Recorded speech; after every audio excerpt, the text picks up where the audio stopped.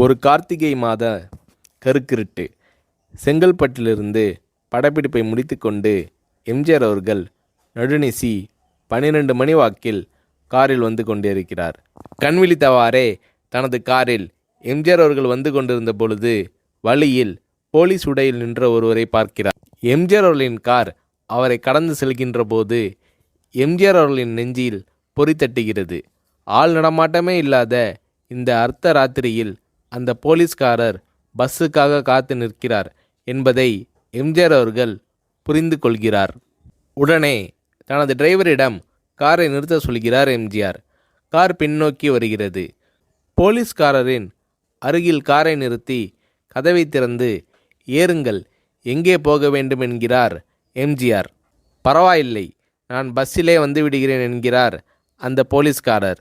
நேரமாகிவிட்டது, இனி இந்த ரூட்டில் பஸ் கிடையாது, ஏறிக்கொள்ளுங்கள் என்று எம்ஜிஆர் அவர்கள் வலுக்கட்டாயம் செய்ய போலீஸ்காரர் வேண்டா வெறுப்பாக ஏறுகிறார். காரின் உள்ளே லைட் போட்டு சாப்பிட்டீங்களா என்று கேட்டுக்கொண்டே தனது சீட்டுக்கு பின்னால் இருந்த பிஸ்கெட் பழங்களை எடுத்து கொடுக்கிறார் எம்ஜிஆர். இப்படி ஓசியில் பயணம் செய்வதே எனக்கு உடன்பாடில்லை. இன்னும் நீங்கள் உண்ண சொல்லி வேறு என்னை இழிவுபடுத்தாதீர்கள் என்று போலீஸ்காரர் மறுக்கிறார். எம்ஜிஆர் அவர்கள் பூரிக்கிறார்.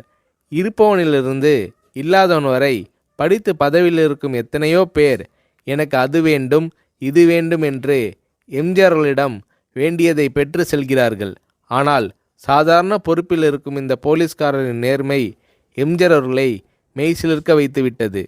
எம்ஜிஆர் அவர்களின் கார் கத தூரத்தில் வந்து கொண்டிருந்தாலும் காரின் நிறத்தையும் ஒளியையும் மனம் கமலும் ஓடிக்கான் வாசனையையும் வைத்து இது எம்ஜிஆர் அவர்களின் கார் என்றும் கார் சென்ற தடத்தை தொட்டு வணங்குகின்ற அளவுக்கு புகழுடன் திகழ்ந்த நேரம் அது. அரை மணி நேரம் கார் சென்று கொண்டிருக்கிறது. ஆனால் அதுவரை எம்ஜிஆர் அவர்களை பற்றி பெரிதாக போற்றி புகழ்ந்து பேசாமல் அந்த போலீஸ்காரர் வந்ததே புரட்சித் தலைவர் எம்ஜிஆர் அவர்களுக்கு அந்த போலீஸ்காரர் மீது மரியாதையை கூடுதலாக்கியது. நான் தான் எம்ஜிஆர் என்கிறார் எம்ஜிஆர். கேள்விப்பட்டிருக்கிறேன் என்கிறார் அந்த போலீஸ்காரர். பொன்மனச்செம்மல் எம்ஜிஆர் அவர்களின் முகத்தில் கோபம் இல்லை, பதிலுக்கு பொன்முறுவல் மலர்கிறது. என் படங்களை பார்த்து இருக்கிறீர்களா என்று கேட்கிறார் எம்ஜிஆர். நான் சினிமாவே பார்ப்பதில்லை என்கிறார் அந்த போலீஸ்காரர். புரட்சித் தலைவர் எம்ஜிஆர் அவர்கள் இன்னும் பிரமிக்கிறார். இப்போது கார் சத்தத்தை தவிர ஒரே நிசப்தம். போலீஸ்காரர் தனது வீட்டிற்கு 1/2 கிலோமீட்டர் தூரத்திற்கு முன்பே காரை நிறுத்த சொல்லி இங்கேயே இறங்கிக் கொள்கிறேன் என்கிறார். ஏன், நீங்கள் குறிப்பிட்ட அந்த விலாசம் இன்னும் 1/2 கிலோமீட்டர் தூரம் இருக்கிறதே என்கிறார் எம்ஜிஆர். சாதாரண போலீஸ் உத்தியோகத்தில் இருக்கும் நான் காரில் வந்து இறங்கினால் என் வீட்டிற்கு அருகில் உள்ளவர்கள் என்னை தவறாக நினைத்து கொள்வார்கள். இதுவரை இப்படி நான் யார் காரிலும் ஓசியில் வந்து பழக்கமில்லை. நீங்கள் எவ்வளவு தூரம் செய்த உதவிக்கு நன்றி என்கிறார் அந்த போலீஸ்காரர். புரட்சித் தலைவர் எம்ஜிஆர் அவர்கள் அதற்கு மேல் எதுவும் பேசவில்லை. அவர் எந்த போலீஸ் ஸ்டேஷனில் பணிபுரிகிறார் என்பதை மட்டும் கேட்டு தெரிந்து கொண்டு கிளம்புகிறார். அடுத்த நாள் செங்கல்பட்டு போலீஸ் ஸ்டேஷனுக்கு ஃபோன் செய்து நான் எம்ஜிஆர் பேசுகிறேன் என்கிறார் எம்ஜிஆர். ஃபோனை எடுத்த டிஎஸ்பி உதறலோடும் உற்சாகத்தோடும் தலைவரே வணக்கம் என்கிறார். இரவு சந்தித்த போலீஸ்காரரை பற்றி விசாரிக்கிறார் எம்ஜிஆர். அந்த டிஎஸ்பி சொல்கிறார், நீங்கள் குறிப்பிடும் அவர் இன்று விடுப்பில் இருக்கிறார்.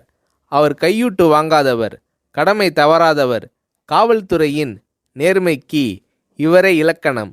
வெற்றிலை பாக்கு, பீடி, சிகரெட் போன்ற போதை வஸ்துக்கள், நாடகம், சினிமா போன்ற பொழுதுபோக்கு அம்சங்களையெல்லாம் இவர் அறியாதவர். கல்யாண வயதில் உள்ள 3 பெண்களையும் கரை சேர்க்க முடியாமல் கஷ்டத்தில் இருக்கிறார் என்கின்ற விபரம் டிஎஸ்பியால் எம்ஜிஆர் அவர்களுக்கு சொல்லப்படுகிறது. அவரை நாளை என் தோட்டத்திற்கு வர சொல்லுங்கள் என்கிறார் எம்ஜிஆர்.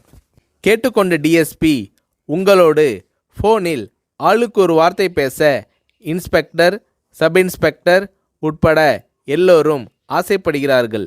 ஃபோனை அவர்களிடம் கொடுக்கலாமா என்கிறார். எம்ஜிஆர் அவர்கள் கொடுங்கள் என்கிறார். பேசுகிறார். அந்த போலீஸ் ஸ்டேஷனே புண்ணியம் பெற்றதாக மகிழ்ச்சி அடைகிறார்கள் அந்த போலீஸ்காரர்கள். மறுநாள் அந்த போலீஸ்காரர் ராமவரம் தோட்டத்திற்கு அழைத்து வரப்படுகிறார். அவரிடம் பேப்பரில் மடித்த பெரிய பணக்கட்டை கொடுத்து, இதை வைத்து உங்கள் பெண்களின் கல்யாணத்தை நடத்துங்கள் என்கிறார் எம்ஜிஆர். போலீஸ்காரர் மறுக்கிறார். நான் ஏதாவது உங்களிடம் காரியமாற்ற சொல்லி அதற்காக கொடுத்தால் அது தவறு. என்னால் ஆக வேண்டியது உங்களுக்கும், உங்களால் ஆக வேண்டியது எனக்கும் எதுவும் இல்லை. நான் உங்கள் கூட பிறந்த ஒரு சகோதரனாக நினைத்து கொடுக்கிறேன், பெற்றுக்கொள்ளுங்கள் என்று சொன்ன பிறகு கேட்டும் கூட கிள்ளி கொடுக்காத கனவான்கள் வாழும் இந்த உலகில் ரோட்டில் நின்றவனை அழைத்து சென்று அள்ளி கொடுத்த எம்ஜிஆர் அவர்களின் கருணையில் நெகிழ்ந்து போய் பெற்றுக்கொள்கிறார் அந்த போலீஸ்காரர். பிறகு ஒரு தேதியில் புரட்சித் தலைவர் எம்ஜிஆர் அவர்களே சென்று அந்த போலீஸ்காரரின் 3 பெண்களின் திருமணத்தையும் நடத்தி வைத்து வாழ்த்தி இருக்கிறார்.